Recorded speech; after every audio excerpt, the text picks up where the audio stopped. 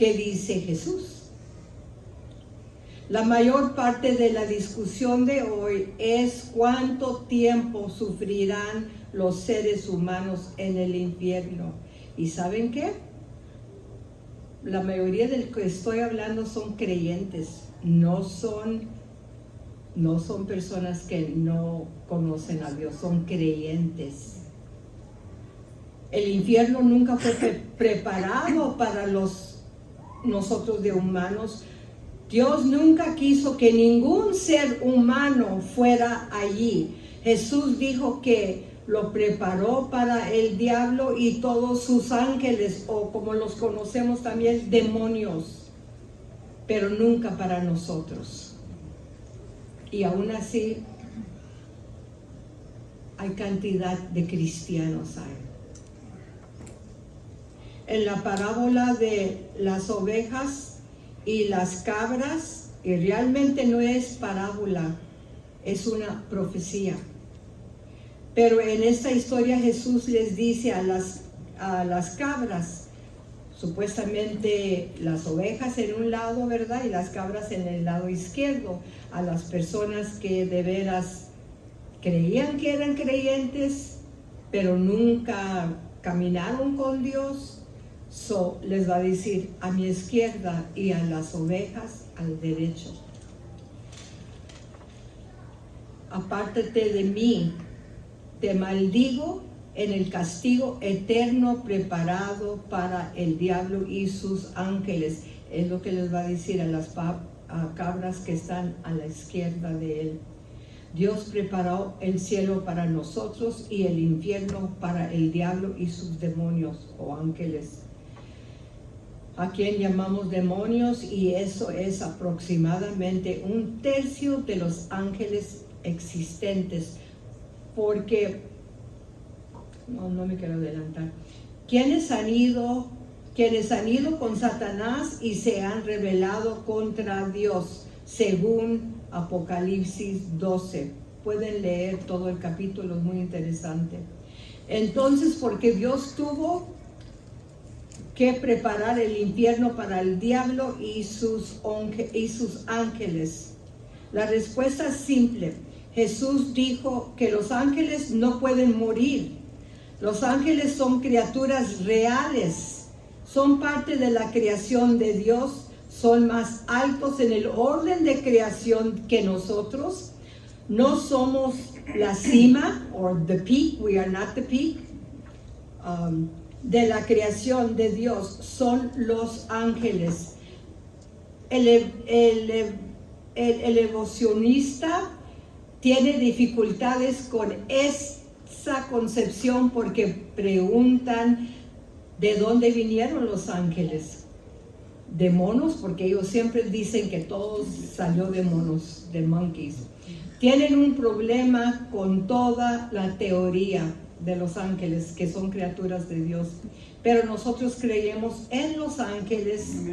Son más inteligentes que nosotros, son más fuertes, más flexibles, más rápido en sus viajes, de lo que nunca podemos ser nosotros. Son superiores a nosotros en todos los sentidos.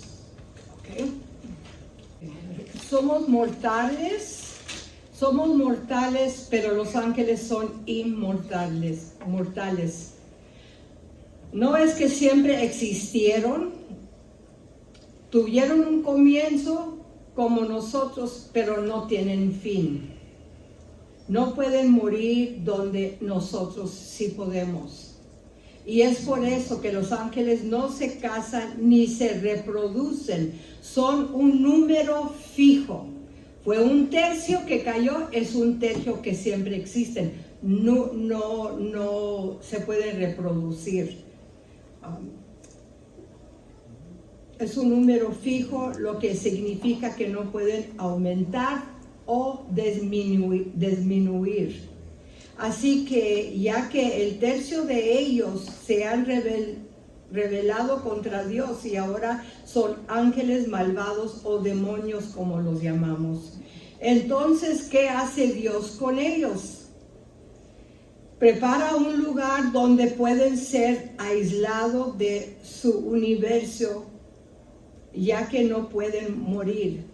Tuvo que preparar un lugar para apagarlos de la influencia que tienen sobre de nosotros humanos. La respuesta está en la Biblia y es muy claro.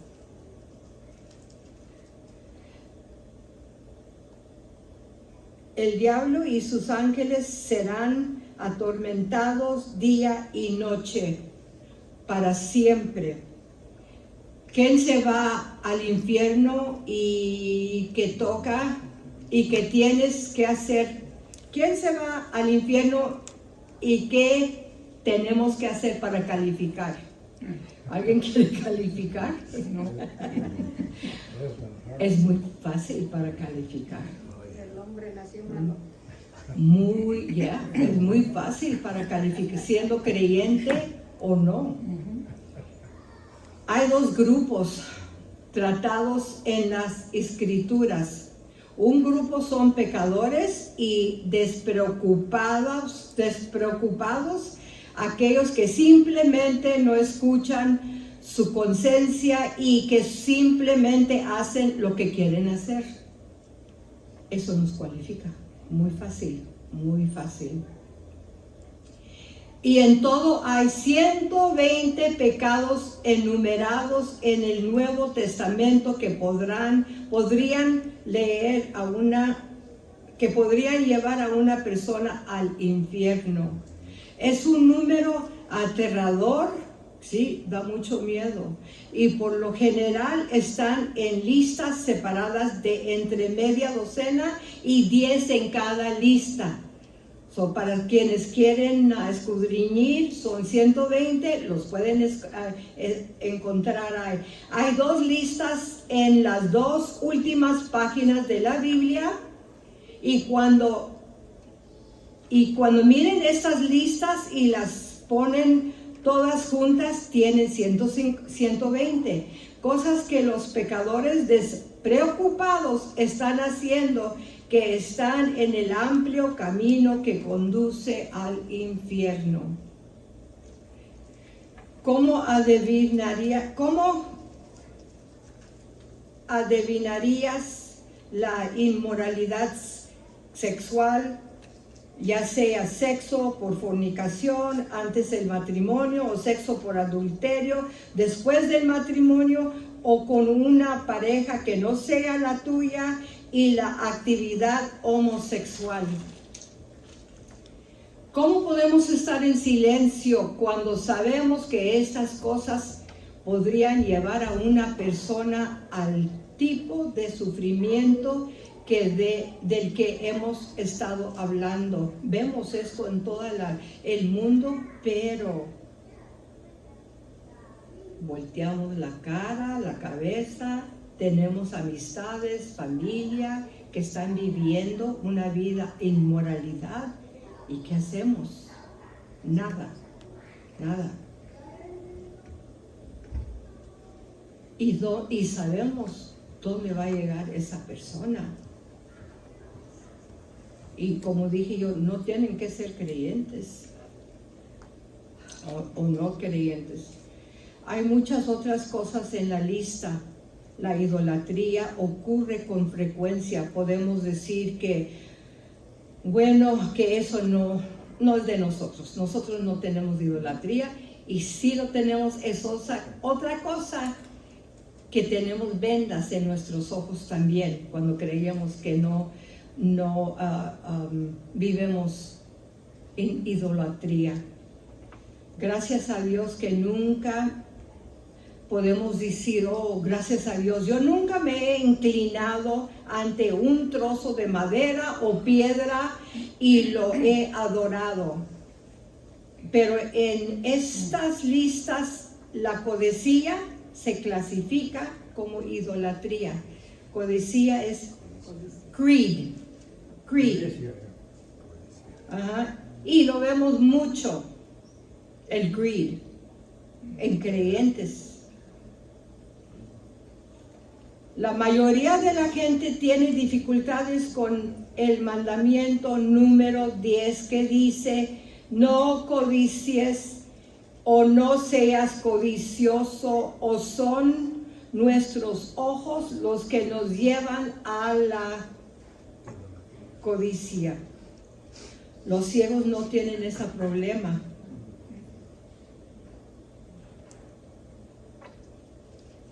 Pero la codicia es una de las cosas que se nos enseña a través de nuestra publicidad comercial y de muchas otras maneras. Yo quiero eso, mira qué bonitos, yo quiero esos, yo quiero estos, yo quiero eso.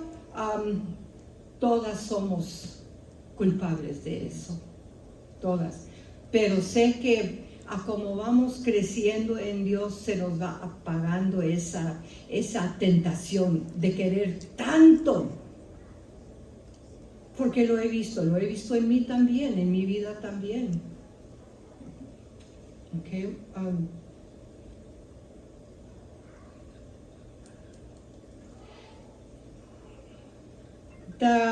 ¿En alguna vez han oído decir que el Nuevo Testamento no condena la esclavitud? En realidad sí lo hace. La primera carta de Pablo a Timoteo en el capítulo 1 enumera las cosas que pudieran llevar a una persona al infierno. Menciona el asesinato de padres, comerciantes de esclavos. Nunca ha desaparecido, nunca. La incredulidad es un pecado que puede llevarnos al infierno. Y podemos decir, oh no, yo no tengo eso. Pero sí, si no estamos haciendo poniendo a Dios primero en nuestras vidas, tenemos un poco de no creer de los mandamientos que Dios dice. Pero uno de las más sorprendentes está en la segunda última lista del Apocalipsis 21. Dice que son los cobardes que van al lago de fuego. Ahora, ¿qué significa cobarde? Significa que aquellos que por medio de personas no han hecho o dicho lo que saben que es correcto. Se quedan callados.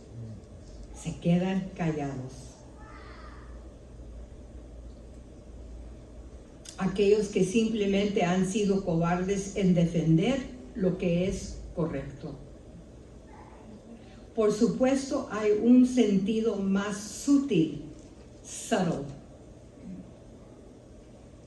de orgullo y otras cosas. El orgullo también sabemos que es algo muy grande. Está claro que hay muchas cosas que pueden llevar a una persona al infierno, cosas que los incrédulos no han hecho.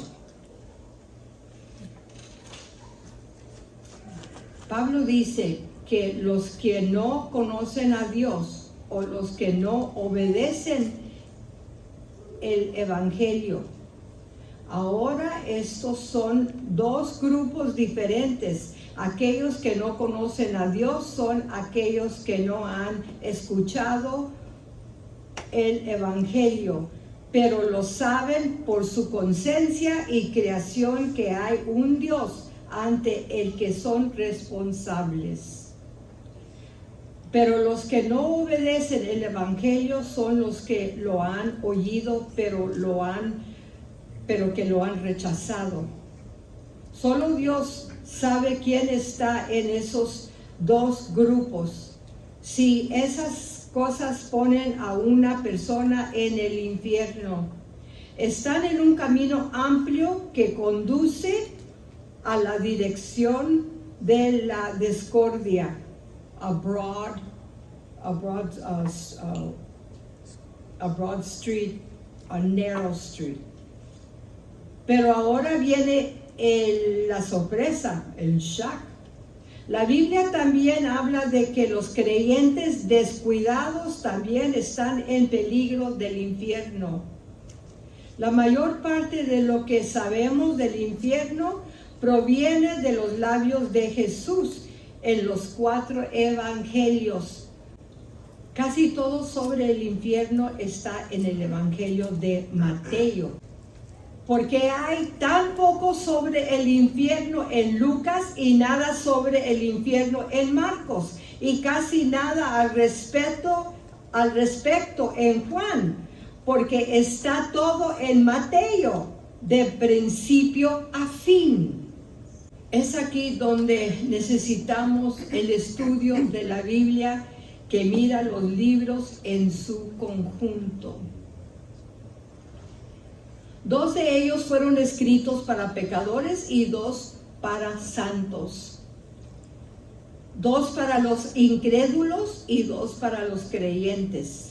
Juan no fue escrito a los incrédulos.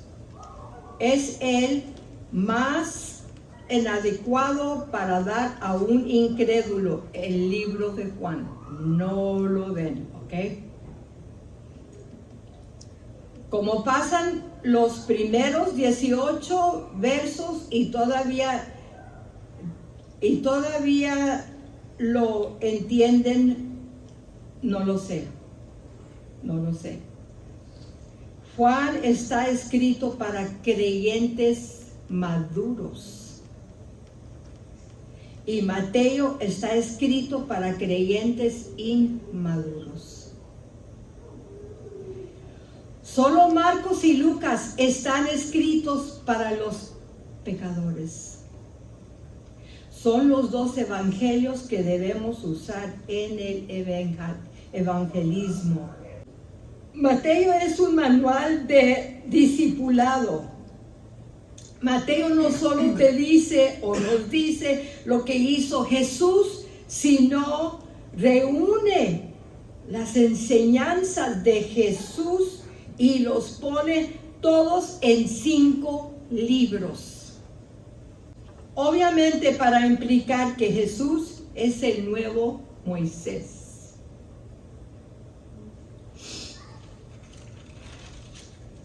Moisés nos dio los 5 libros de la ley y ahora tenemos los 5 libros de Jesús sobre su reino.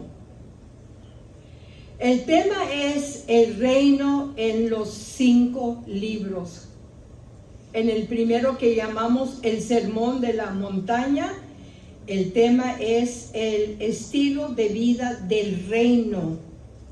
Entonces tenemos la misión del reino en el 2º capítulo. Entonces tenemos el crecimiento del reino en el capítulo 13. Luego tenemos la comunidad del reino en el capítulo 18.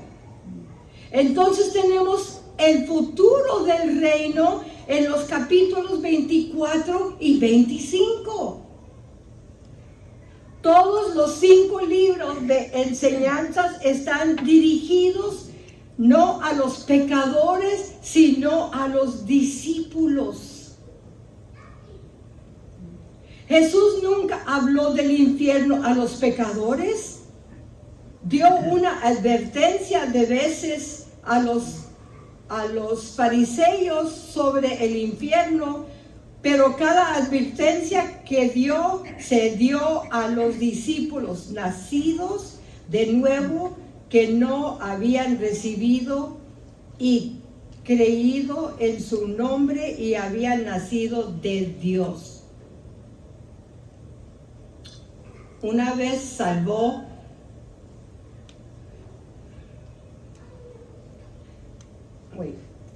que no habían habido nacido de Dios una vez salvo. Hay un dicho que dice, una vez salvo, siempre salvo. No es bíblico eso. No es bíblico. Porque nos está hablando todo esto de creyentes que supuestamente ya son salvos. que recibieron a Cristo en su corazón. So, ese dicho de una vez salvo, siempre salvo, no es bíblico. Porque hay creyentes que se fueron al infierno, que van a ir al infierno, todavía no, porque no viene el juicio. ¿Ok? So, no es una vez salvo, siempre salvo. Aquí vemos que Jesús dio la mayoría de sus advertencias sobre el infierno para sus propios seguidores, los que lo seguían.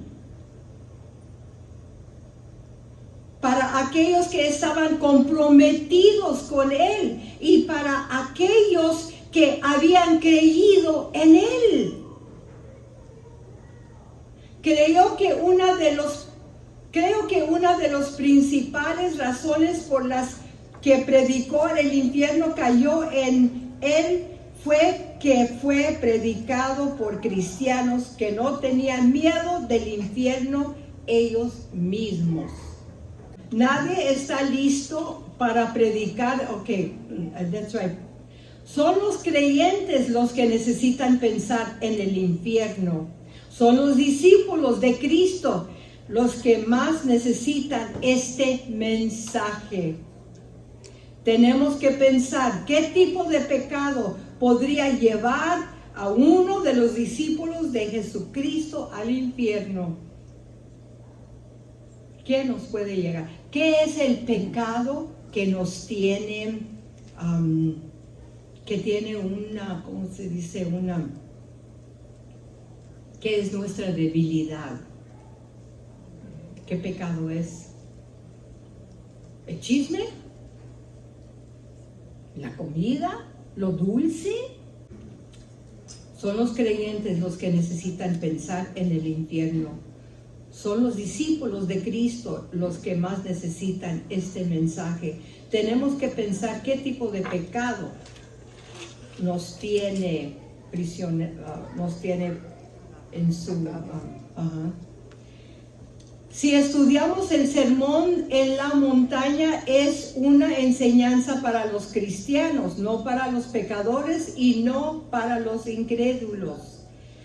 Es para aquellos que son los hijos del reino,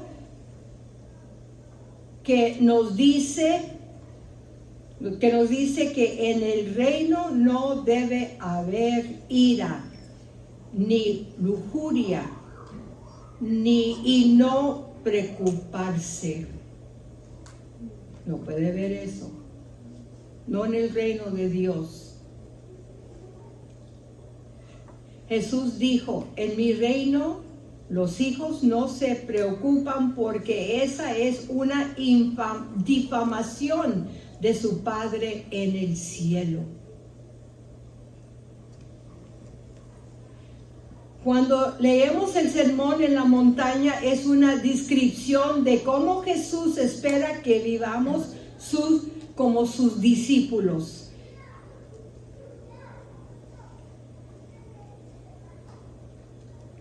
Que tenemos que decir sí cuando es sí y no cuando es no. El no divorciarse y volver a casarse. No pagar el mal por el mal, y sin embargo hay al menos 5 advertencias en el sermón sobre el infierno. Cuando terminó su enseñanza, y todo esto está en el sermón de la montaña, cuando terminó su enseñanza para los discípulos, les dijo que ahora hay 2 formas de viajar. Hay un camino ancho que conduce, que nos lleva a la destrucción, y hay un camino estrecho que lleva a la vida, y está hablando con sus propios seguidores. Todo esto está hablando con sus seguidores. No está hablando con personas que no conocen la palabra de Dios. Está hablando con su iglesia, sus discípulos. Mateo 25, que está completamente dirigido a los 12. Los 12 son los discípulos. En el sermón de la montaña, Jesús habla de las vírgenes que se han quedado sin aceite. Y yo veo que hay unas lámparas muy bajitos de aceite. Que sobre el hombre que enterró su talento y sobre aquellos que no lo visitaron cuando estaba en prisión.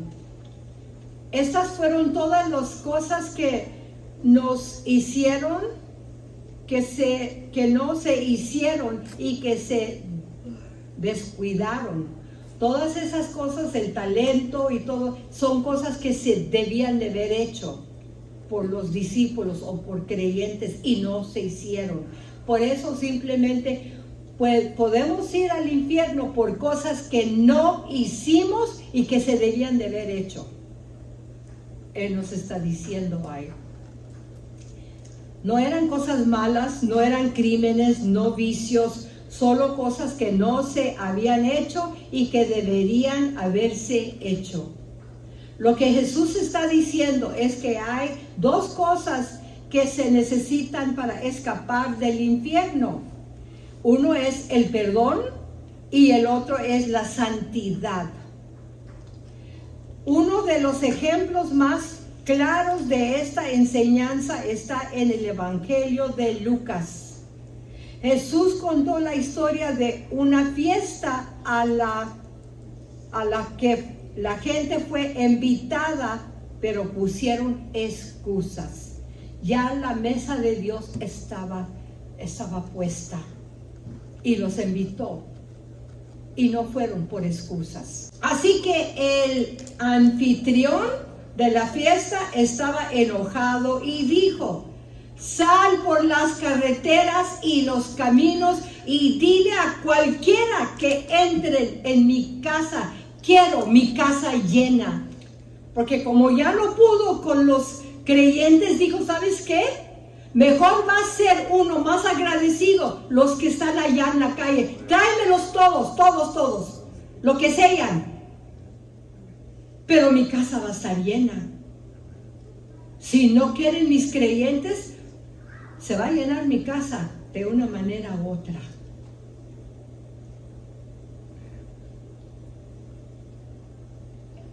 Esa es una historia maravillosa para predicar del Evangelio.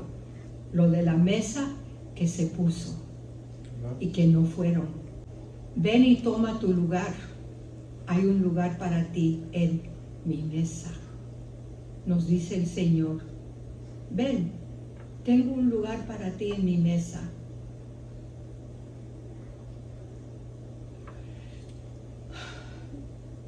Es en el Evangelio de Lucas donde se encontrará esta historia para los pecadores. Cuando lees la misma historia en Mateo, hay un giro, a twist, sutil, subtle. It takes a twist. La historia termina con todos aceptando la invitación y viniendo a la fiesta. Esto es en el Evangelio de Mateo. Pero un hombre aparece sin ropa de boda. No se molesta en cambiarse de ropa. Es una persona que va a hacer lo que quiere hacer. Sabe lo que es la iglesia de Dios, pero no lo voy a hacer. El final de la historia es que el hombre termina en la oscuridad y con llanto y crujir de dientes. Y Mateo está dirigido a los creyentes. Para los incrédulos, el mensaje es: ven, hay espacio para ti en la fiesta. No rechacen esa invitación y cámbiense de ropa. Para los creyentes el mensaje es: ahora vienes con la ropa adecuada. Cambia tu ropa sucia, ponte la rectitud que está disponible para ti, para mí. En los que no se cambian de ropa están por última vez alejados de la fiesta. Creo que la iglesia de hoy necesita este mensaje más que nunca, porque el Señor nos envía un mensaje de arrepentimiento a hoy. Es lo que nos está mandando. Es algo extraordinario. Es un mensaje que debería ir a los pecadores. Porque, ¿por qué viene a la iglesia? ¿Por qué? ¿Qué está viendo Dios en su iglesia? Y Él no va a aguantar esto mucho tiempo. No lo va a aguantar. Creo que debido a que hemos olvidado que estamos en peligro, acosamos la advertencia más clara que Jesús nos haya dado cuando dijo: no tenemos a aquellos que pueden matar no temas de aquellos que pueden matar tu cuerpo y luego te hacen nada más. Te matan tu cuerpo, es todo. Teme a aquel que puede arruinar tu cuerpo y tu alma en el infierno. Amen. ¿Con quién estaba hablando? ¿Con pecadores? No. ¿Con los fariseos? No. Estaba hablando con los 12 apóstoles. Era cuando los enviaba a ser misioneros. No les dejó que contaran a los demás del infierno. Dijo: ahora temen al infierno cuando salen a proclamar el reino. No podemos proclamar el reino si no hay temor del infierno. No podemos. Para levantar a los muertos, limpiar a los leprosos, echar demonios, sanar a los enfermos y proclamar que el reino ha llegado. Temen al infierno. Creo que uno de los factores que faltan en la adoración de hoy es el temor de Dios. Hay mucha intimidad con Dios, pero no tanto temor a Dios. Por eso perdemos el temor del infierno, porque creemos que tenemos esa intimidad con Dios. Nada nos puede pasar, pero no es así. No es así. Tenemos que tener temor a Dios también, no solamente intimidad. Creo que una de las razones es que los creyentes ya no temen al infierno, porque los dos están muy unidos, como dije ahorita. La intimidad, y no piensan del infierno. Temen a quien puede destruir el cuerpo y no el alma en el infierno.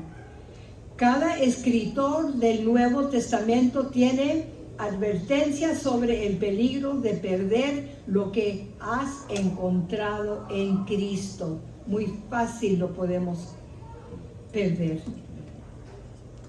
Y no temas esas advertencias muy en serio. Si no tomas esas advertencias muy en serio, cuando Jesús dijo: permanezca en mí, yo soy la verdadera vid y ustedes son las ramas.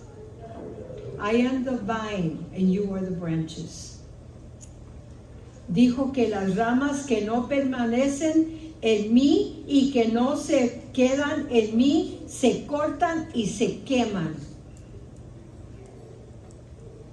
Pablo dijo que nosotros también nos cortará como los judíos si no continuamos en la bondad de Dios.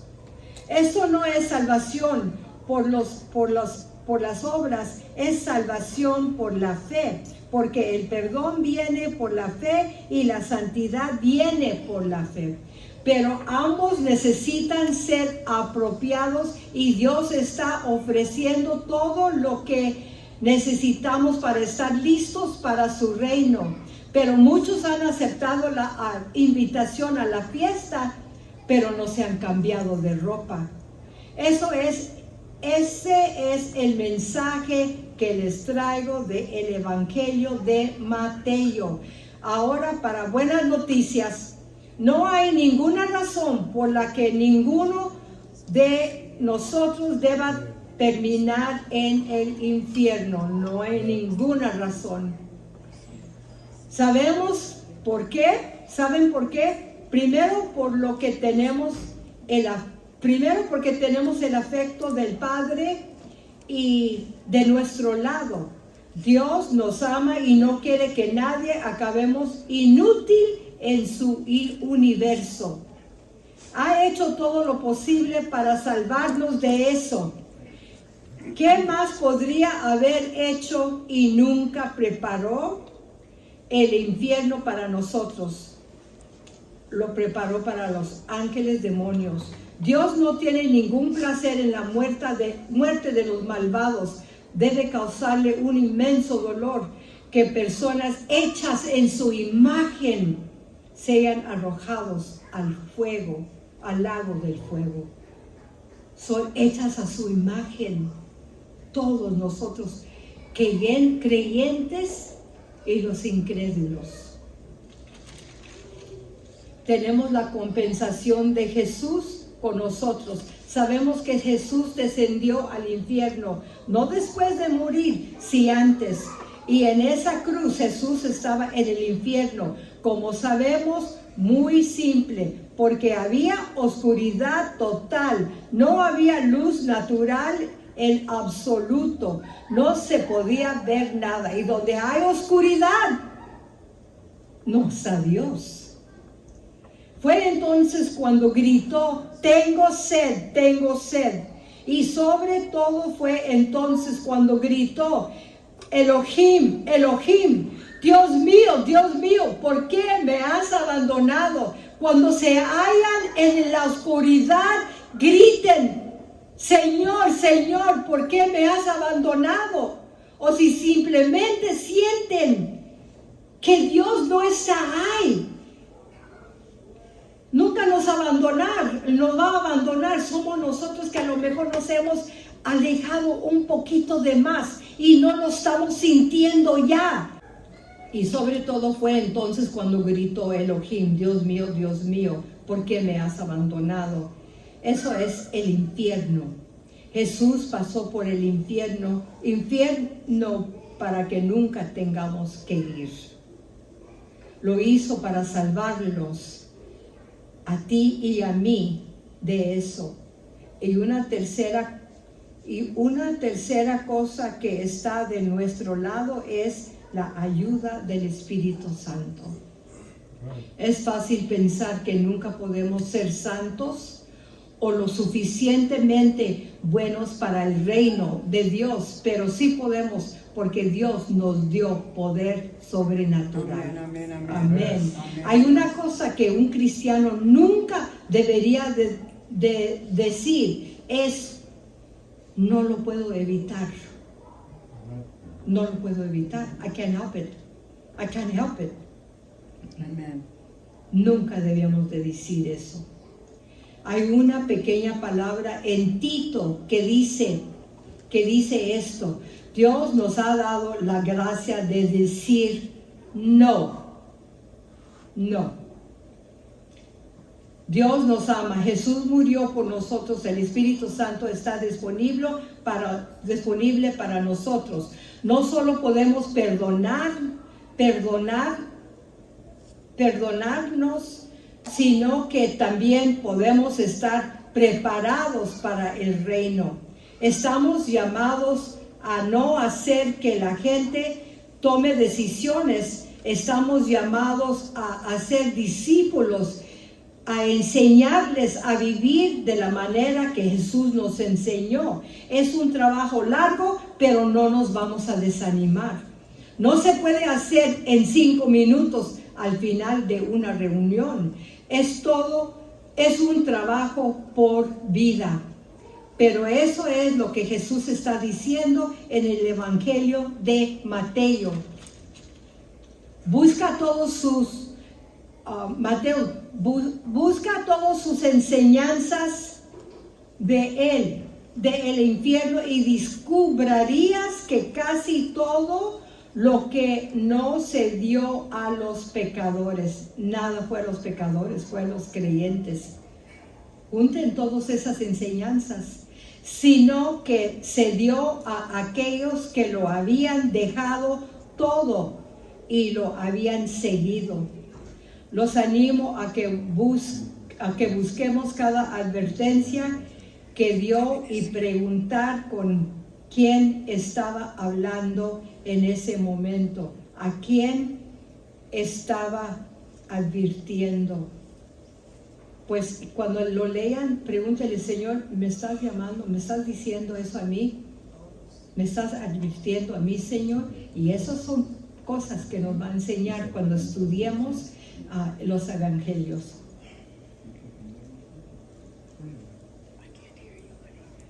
Podemos estar seguros de que estás en el camino al reino de Dios, pero esa seguridad no proviene de una decisión que tomaste hace 20 años, proviene de una relación personal que tienes ahora con Jesucristo. La palabra de Dios dice que el Espíritu Santo mismo es testigo con tu espíritu. Si caminamos con el Señor y en el Espíritu, tendremos una paz en nuestros corazones de que nos dirigimos al reino de Dios. Amén. Una de las primeras cosas que nos pasa cuando pecamos y vagamos y nos perdemos también cuando salimos de nuestra relación con Jesús. Empezamos a perder la seguridad del reino de Dios. La salvación en las Escrituras es una forma en que no es una cosa cualquiera. Que se arrepienta, quien se arrepienta ha puesto un pie en el camino y está caminando en el camino así a la gloria. Amén. El Espíritu, ya para terminar, el Espíritu Santo quiere darnos esa seguridad del amor de Dios, de que quiere que hagamos que Él esté de nuestro lado. No hay nada más que pueda separarnos de su amor, nada. Pero si continuamos en su amor, como nos dice Pablo, no nos alejará. El hecho de que 2,5 millones salieron de Egipto y solo 2 llegaron a Canaán. 2,5 millones y solamente 2 llegaron a Canaán. Es utilizado por 3 escrituras diferentes del Nuevo Testamento como una advertencia para los creyentes. Quiero llevarnos al cielo, quiero que lleguemos al cielo y quiero que nos preparemos para el cielo, para que cuando lleguemos sean santos los que vayan a marchar. When the saints come marching in. Ese es el camino que vamos a tomar, y cuando vamos es cuando los santos van a entrar al reino de Dios marchando.